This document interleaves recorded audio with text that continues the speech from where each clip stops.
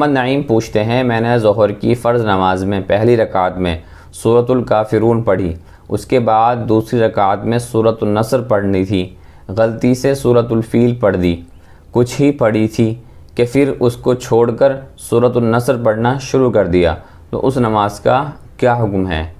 فرض نمازوں میں قرآن مجید کی صورتوں کی ترتیب کی خلاف ورزی کرنا یہ مکروہ ہے۔ اگر کوئی آدمی جان بوجھ کر صورتوں کے خلاف پڑھتا ہے تو اس سے نماز مکروہ ہو جائے گی، جس کی وجہ سے ثواب میں کمی آ جائے گی۔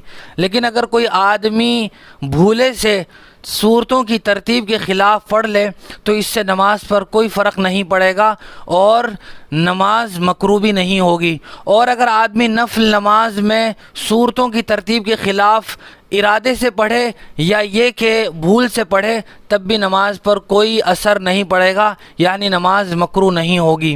لیکن یاد رکھنا چاہیے کہ کوئی آدمی جان بوجھ کر صورتوں کی ترتیب کے خلاف پڑھے یا بھولے سے پڑھے، دونوں صورتوں میں سجدہ سہو واجب نہیں ہوگا۔